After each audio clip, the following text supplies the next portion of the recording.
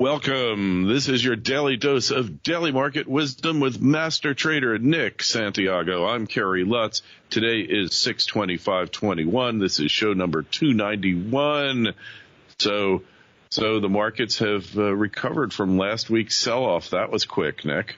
Yeah, we've had quite a recovery, to say the least. And again, the S&P now is making a nominal new high today.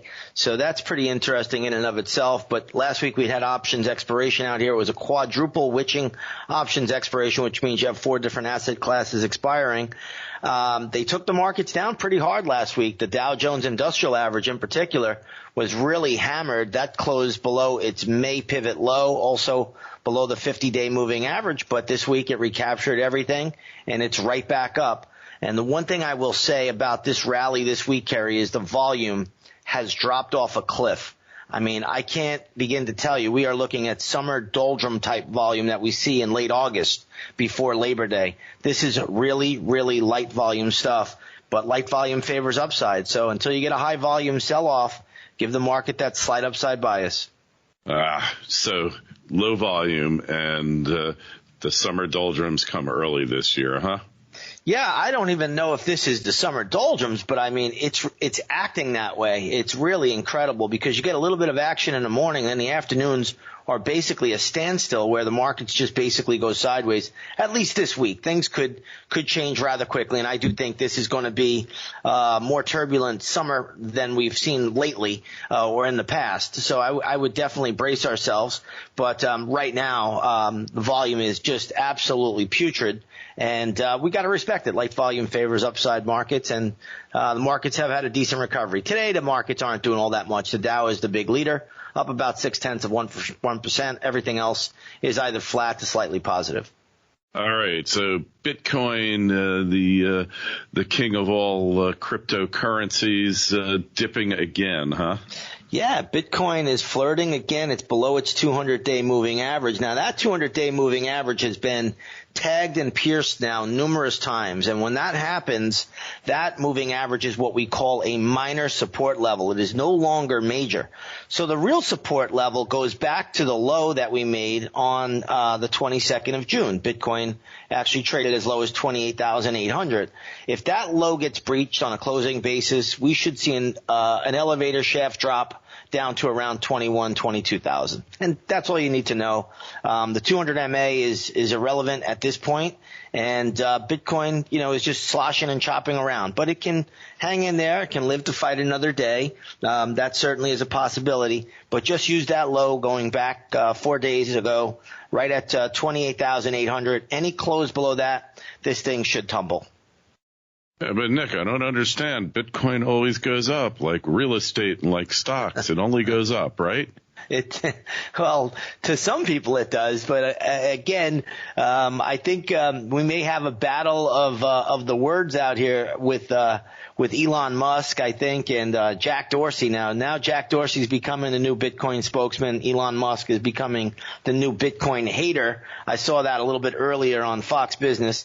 So, again, we'll see how this plays out. But, everybody loved Bitcoin at 60,000, and I got to be honest, too many people love it here. My nephew just called me up and said, should I buy Bitcoin here? And I just started chuckling. I said, you know what? Do yourself a favor and wait for it to get to 6,000. That's where you could jump on board. But, I ultimately am in the camp. This is just putting in a sideways drift. And the next break takes you down to 20,000 or in that area, that vicinity, and we'll see how it plays out. But there are still too many people out there that love it. There's not enough panic yet. So, yeah, well, there's still a lot of winners out there who are holding on to it. They're hodling, waiting for it to go back up to 100,000, right? Well, you have these, so-called market mavens on television saying 100,000. I've even heard one guy say 1 million. Now, I'm not saying any of that is impossible. It's highly unlikely. But, you get these touters out there constantly. For me, the reality is in the charts, and the charts don't show me any of that right now. Yeah, where's P.T. Barnum when you need him, huh? Where is P.T. Barnum? Yeah, well, maybe Elon Musk is the new P.T. Barnum. And I know the guy said he had Asperger's, but I think he might be bipolar, too. Well, I don't know anything about his medical condition. I'll just say he's made a lot of money, but he seems to be the Moses of crypto right now. Well, I think he's going to lead them through the Red Sea, but that's exactly what I mean. It's going to close a little early before they all get across, and a lot of them are going to get swept away. Well, we'll see. But I have to say, Bitcoin's got a lot of red on the screen if you look at it, since that April top. And again, this is not a pattern you want to play with. You have a nice defined low in place, and if that low gets breached on a closing basis, especially a weekly close, this thing's in a load of trouble. And who called that peak? Huh? Who called the top in Bitcoin? Well, I think somebody we know called it. Yeah, somebody. Anyways, well, gold and silver, they've kind of been consolidating here, haven't they? Yeah, I'm not in love with the pattern that it's making at the moment. Today, gold is having a really good day, though. You have gold futures up about 9.5 points, trading at around 1786. But I really would have liked to, and it doesn't mean gold can't recover here.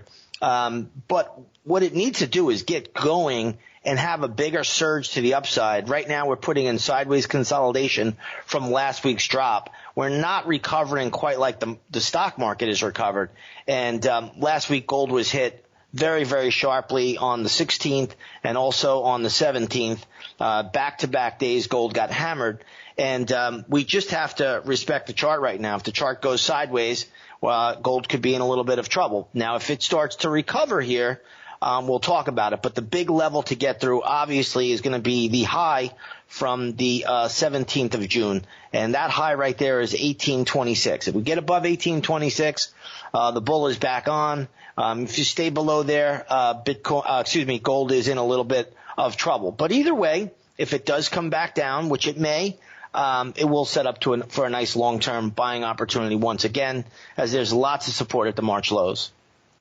All right. Well, I think that's about it. So if you want to figure out how Nick does all this, how he figures it out, go over to inthemoneystocks.com, get a subscription, check out the Twitter feeds at ITMS, at Nick Santiago01, and at Kerry Lutz. Your emails are welcome at KL@KerryLutz.com. We'll get to some of them next week when I am back in town.